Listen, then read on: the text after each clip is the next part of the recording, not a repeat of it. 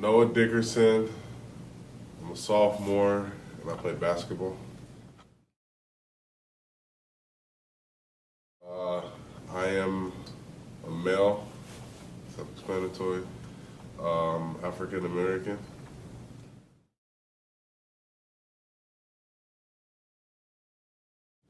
Of course, not easily. Talk to. I'll stand here. I mean, Yeah, because like when someone's interviewing, you're supposed to look at. I know. I should sit here. That's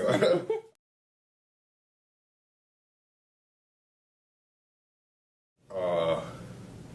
You want the honest answer? I mean, it's important. Like, it's very important to me and my mom. And this is why I decided to come here instead of go to the University of Florida, because I'd get a better education here. But, you know, in hindsight, I make good grades and all that, but in hindsight, sports is pretty important as well. Like, it's probably, honestly speaking, it's probably second hand to sports, but it's still pretty important to me. And, you know, this is why I make good grades.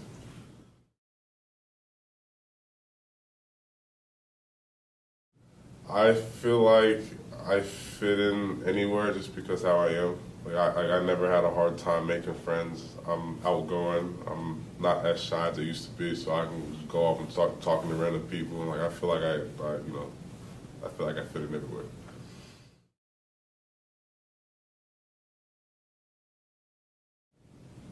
In Seattle, no. My hometown, Atlanta, yes. All the time. That was a big thing I felt coming out of middle school and the 2.5 years I did in high school in Atlanta. There was a lot of that. One example, when I was in middle school all the time, it was in Atlanta. I lived in Buckhead, which is where it's where all the rich old white people live, and I went to private school there, and a lot of the kids, we used to say a lot of hurtful things, just call me the N-word all the time and stuff like that. But I'm joking, blah, blah, blah, but to a point where it's just like, I know you don't respect me because I tell you don't do that, but you still do that. And like, it's one thing to say it in a jokingly way, but you're mad and you're saying it. So it really shows, shows a lot. But that's, that's the culture, how it is down south.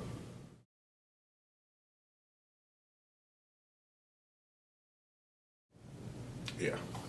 Mm-hmm. People hear about some of the classes I take, like, really? Like, but no matter what stereotypes, you try not to live with them, but it's always gonna be there. Like, it won't stop.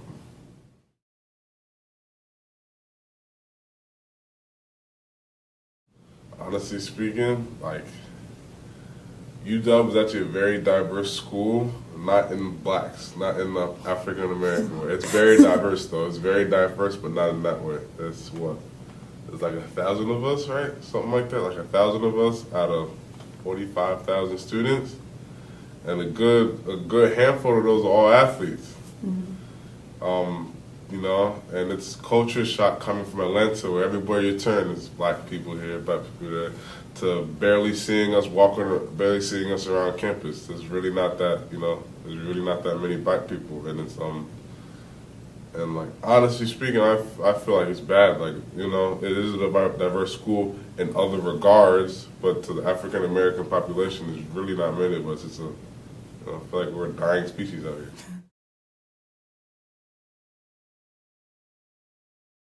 I remember I stayed up till about 2 o'clock waiting for the results. Like, come on, she can come back. Come on, Hillary can come back. Come on. And I remember after he won the election, I remember I saw my mom. She still lives in Atlanta. She was up, so I called her, and she answered the phone. I said, "Are you seeing this?" She's like, "Yeah, I'm mad. I woke up to this bullshit." And we sat there, we talked for a couple hours, and we just talked about how no matter what people say or anything, there's the way people thought, the way people still think about people in the United States there's so many undercover racism that's just deep down in people, and like that's never gonna go away. He preyed on people's insecurities, and I mean, not to do it, it worked. And there's a lot of people that really do feel his way. I for sure have lost friends because of it. Especially when you're a guy, you get like 52% of some ridiculous number of women to vote, like white women to vote for you, even though after saying all that nasty stuff about women, black, and one of my good friends, great friends, I went to private school in Atlanta, dad, rich man, used to own the Hawks, yada, yada, yada. And so I used to go on vacation with him, so I know him and his family, and I asked him, I said, well, who'd you vote for? And, he kind of prolonged the question, and so I knew what he wanted to say, and he said, he told me, and I said, I'm not mad at you. He said, the first thing after he said is, are you going to stop being friends with me? I said, no, bro. I said, it's not like that. I know you. I've known you for a long time. I know you and your family. I just help me educate you. Educate me why. That's all I want to know, educate me why. And then he talks about the taxes. So he's not, like, for rich people, I understand that. Like him, like his dad has so much money, like I hate to be taxed like him. And he talks about how does a man that really comes from nothing now worth how many billion he is. I said, you're right, he is. I said, you call him an okay businessman, but he also fucked around with a lot of people on his way there, you know what I mean? And he's on trial for raping a 13-year-old girl, there's a lot of stuff behind him that's not, that's not okay. And he didn't even know some of the comments he made about black people, Spanish people he knew, white women, women in general. So, I feel like some people are just not educated enough, and a lot of the old white people that had to deal with Barack in office for 8 years voted for him because they needed to get back to where it is. Do I support him? No. Do I look at people differently that I know that support him? Yeah. Have I lost friends because of it? Yeah. I just try to keep on living my life because I know a lot of the stuff he says can't really happen. And even if you look at some of the stuff he said after his 60-minute interview, stuff like that, a lot of that stuff is not really gonna happen. It's impossible for it to happen. So, it's just 4 years. I'm good. I'm still young. I'll come out of this okay.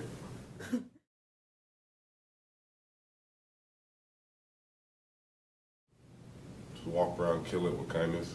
Walk around with a smile on my face. It's whatever. Shit, don't sweat the little shit. Don't sweat the stuff I can't control. That's all it is.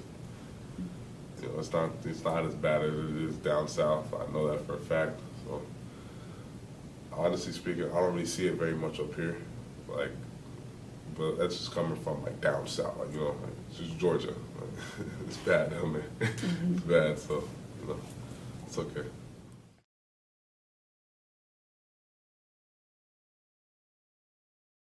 See, this is a hard question for me because people more than likely people if I walk around, people more likely have a sense of who I am. Not but if even if it's not me, if it's a big black guy walking towards you, that does not mean I'm going to hurt you. That does not mean I'm going to steal your purse.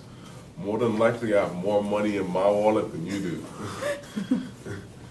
Please, I hate seeing people clutch their purses when I'm walking next to them. You know what I mean? I don't want your money. I really don't need it. I promise you I don't.